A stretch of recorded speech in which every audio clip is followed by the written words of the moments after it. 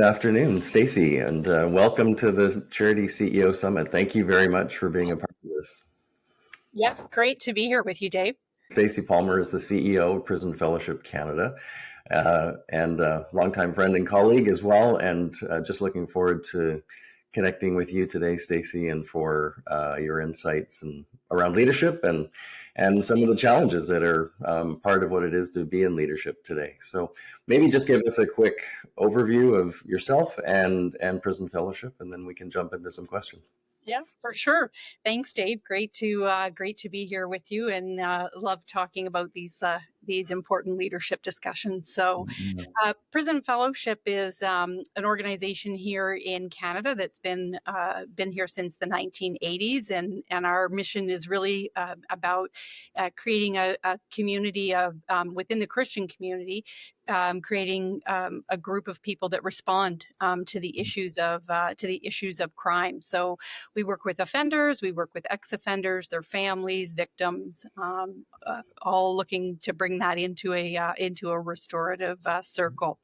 Personally, I live here in Toronto and have a lot of different hobbies like cooking and gardening and swimming and different things that I enjoy. And I have two adult children. And who one launched and one about to launch. So yes, and I can attest to the great cooking. So thank you for that. So, Stacey, as as you know, most CEOs today, especially CEOs in the charitable sector, they deal with change.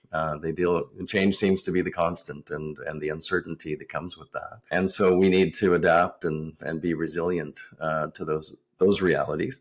But just from your own perspective, as you've navigated change and conflict through your leadership, and I would say that, the complexity that you operate within as far as external realities. Have you got an instance that you could share with us where you sort of had an unexpected external challenge?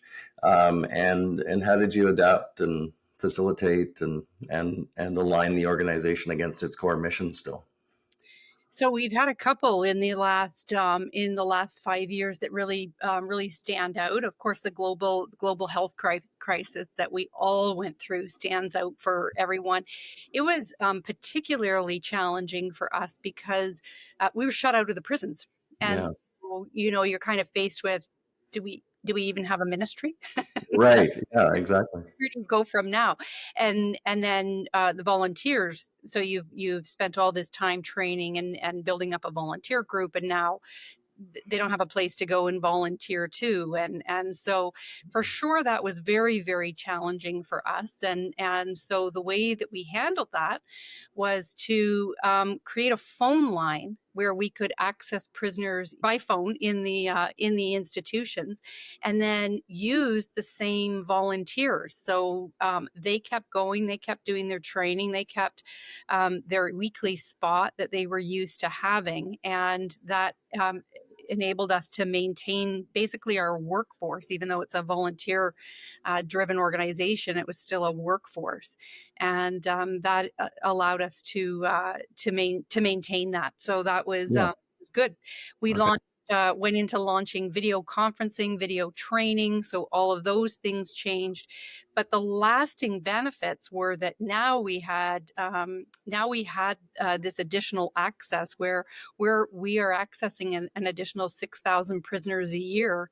The health crisis is gone, but the benefits are very much there. And then also being able to reach remote volunteers through video conferencing and that type of thing. Yeah, so the innovation you had to come up with during the pandemic has stuck and been useful afterwards too. Another one that was huge was the residential school crisis and the finding of the children. We have a very high percentage, between 35 and 50% of our institutions are First Nations individuals, and so that crisis really brought a disruption into our ministry as well. And again, had these incredibly positive outcomes as it forced us to engage with those communities and respond. So yeah, for sure.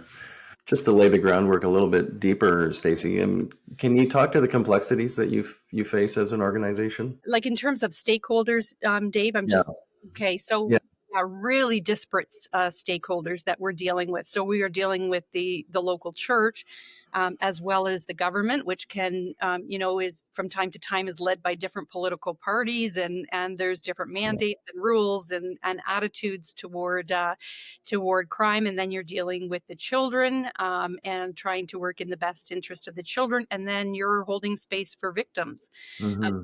all the while you're trying to come alongside of prisoners. Not always a popular thing to do. Yeah. And so yeah, there is a huge complexity. And then in ministry in general, you have the complexity of being small, which is great. You can be nimble, but you have Hmm. to be responsible for governance and HR and finance and marketing, Yeah. and so a lot of wheels spinning at once. Absolutely.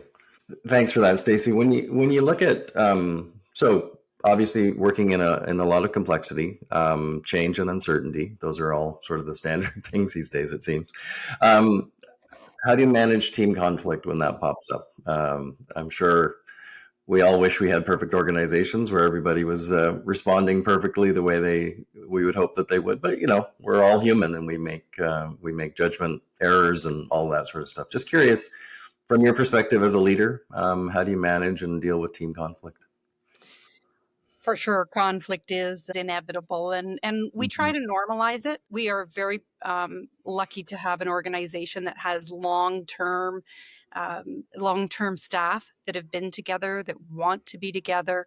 And Hmm. because we work in our programs with people, because we're always working in a growth mindset and in an emotional healthy mindset, and trying to bring those things to others, they naturally creep into our organization. I could actually give you an example from yesterday. We had Okay. an individual that had to confront over some things that were going on, and the individual wrote me a really quick email and said, "I know I got a strong personality," and I just used that word to kind of start and disarm the whole conversation.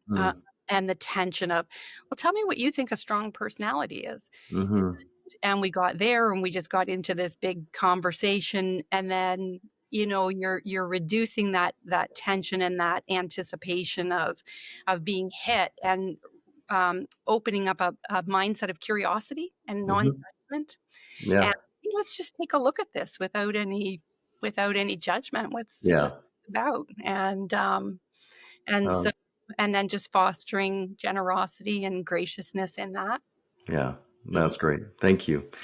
The other thing, we're balancing the innovation work that you guys did during the pandemic, which has resulted in value. That innovation during transformation requires some attention. What strategies did you implement to navigate any sort of tension between the essential services of PFC, while at the same time driving organizational change? You had to embrace that. So, So I love this question. My mhm. team really wishes that they could answer this Okay. question.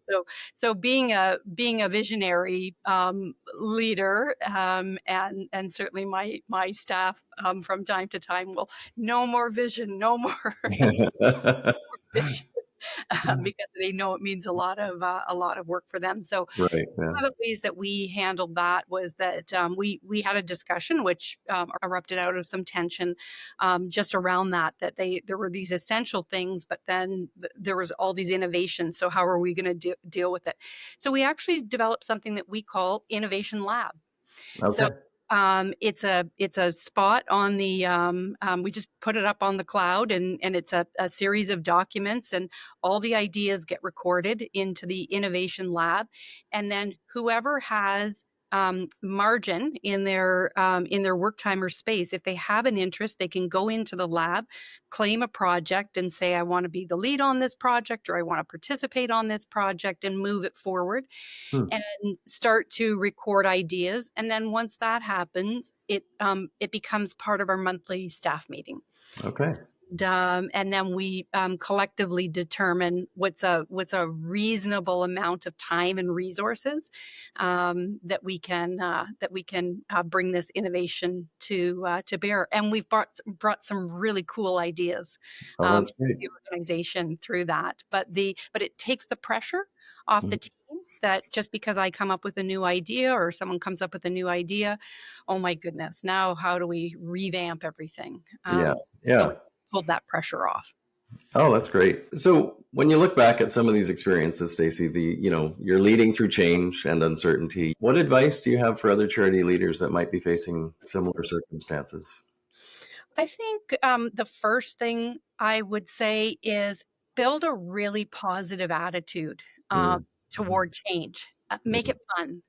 Think of it as fun. Like, ooh, this is exciting. What's gonna actually come out of that? And I understand that can sound a little unrealistic when we look at the current climate politically and different things that Yeah. go on. No one's sitting there going, ooh, this looks like fun.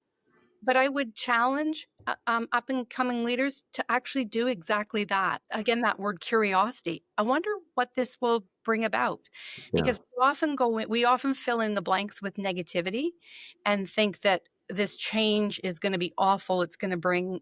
None of us want to change, right? Yeah. We're driven for comfort, but to look at it positively, and then to build a culture of Mm. adaptability and innovation. When you're leading meetings, we do something called elastic thinking, and it's not just what happens if we lose, but what happens if we win. Yeah. um, Mhm. and Which is something that we often don't take the time to contemplate, and just have a lot of dialogue around what if, Yeah. and as soon as people start to see that, oh, there's ideas and there's ways to approach this, they can manage that. The other piece of advice is I would prioritize mission over method. Don't Mm. get stuck on your methods of how you do things. We have changed how we respond to the issue of crime at Prison Fellowship so many times in the last 10 years, and that can generate a lot of energy. Mm. And build resilience in your staff as well. Yeah. And then, as leaders, if you're in the charitable space, building a diverse funding model is always, Mhm. um, looking for ways to do that is always great. And probably my number one piece of advice is invest in people and Yeah. invest in relationships. Yeah, Yeah. awesome. Thank you. Yeah, now you mentioned culture, and we kind of skipped over that earlier as far as the question. But when you're proactively fostering a culture of open communication with your team, and presumably psychological safety and continuous learning and that type of thing. Any particular strategies that you've used to empower your team? As a leader, I really encourage my staff to push back on me. Hmm. From there, I can always have closed door conversations on how we do it respectfully, if it didn't happen respectfully, or those types of things. But to really model and demonstrate that you're open to other ideas, but you want to be pushed back on. Yeah. Yeah. Uh, and I think that's very good for